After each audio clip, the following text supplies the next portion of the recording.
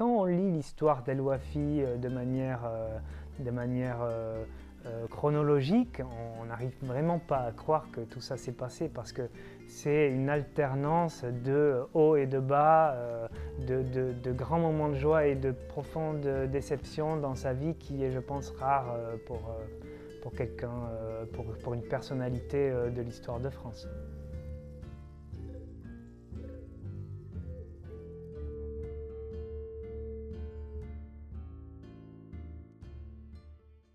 Je m'appelle Paul Carsenac, je suis journaliste et aussi scénariste de BD. J'ai écrit en 2022 la BD Lord El Wafi qui s'intéresse au parcours de Bouguera El Wafi qui est donc le premier champion olympique français de marathon.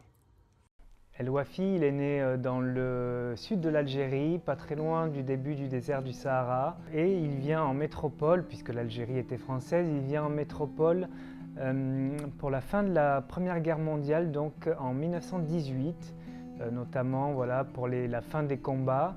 Et ensuite, il reste dans l'armée, il va en Allemagne parce qu'il y avait après la Première Guerre mondiale, donc l'occupation de la Ruhr. C'est là qu'il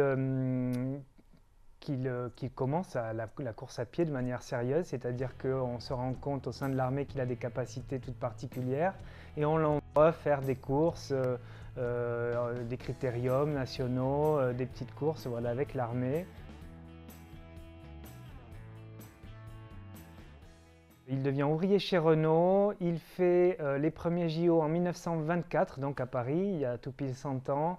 Il fait 7e, ce qui est pas mal, mais qui ne suffit pas, si vous voulez, à être reconnu et à être une star attendue là-dedans. Il continue à s'entraîner tout en même temps en étant ouvrier chez Renault, donc ce qui est quand même fait des bonnes journées.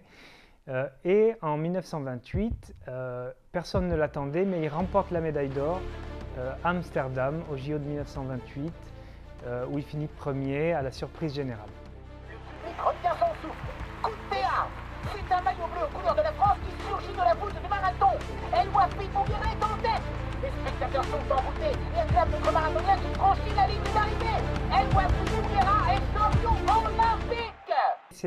C'est la toute première victoire d'un Français dans le marathon. Il y avait eu une précédente victoire dans les années 1900, je crois, par un athlète luxembourgeois qui ne pouvait pas courir pour le Luxembourg, donc qui courait sous le maillot français, donc c'était un peu entre deux. Mais là, c'est la première fois que vraiment un athlète français, en tout cas considéré comme français, même s'il est né en Algérie française, qu'un athlète français gagne avec le maillot tricolore le marathon. Et c'est important parce que le marathon, c'est quand même une discipline un peu reine des JO.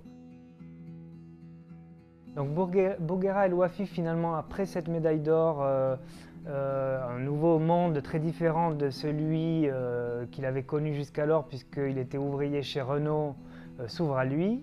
Il a beaucoup de sollicitations, notamment de l'étranger. Il est appelé aux États-Unis pour faire des courses face à de prestigieux adversaires, dont notamment qu'il avait battu au JO. Ensuite, il participe à des tournées avec des cirques. Les cirques, si vous voulez, aux États-Unis à l'époque, c'est quand même un peu un monde à part. Hein. On montre beaucoup les gens différents, les bizarreries. Donc il y a les femmes à barbe, les géants, les nains.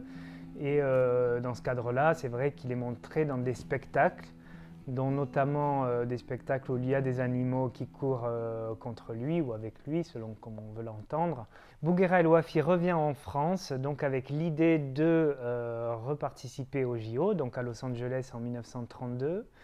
Et il apprend qu'il ne peut pas participer parce qu'il est radié du mouvement olympique, parce qu'il a été professionnel. Il a gagné de l'argent avec son sport.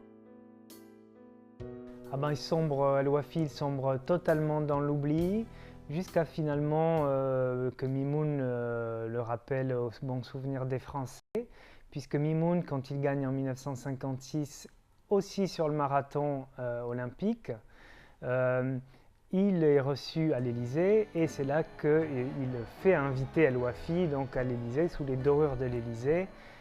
Et à ce moment-là aussi, des journalistes vont de nouveau s'intéresser à El Wafi, à son histoire, donc à la fin des années 50, début des années 60, Des journalistes, notamment du journal L'Équipe, sont allés chez lui, l'ont réinterrogé sur tous ses souvenirs et c'est pour ça qu'on a un peu de traces parce que sans Alain Mimoun, finalement, il y aurait aujourd'hui, on se souviendrait vraiment plus d'El Wafi et surtout on n'aurait rien pour expliquer tout ça.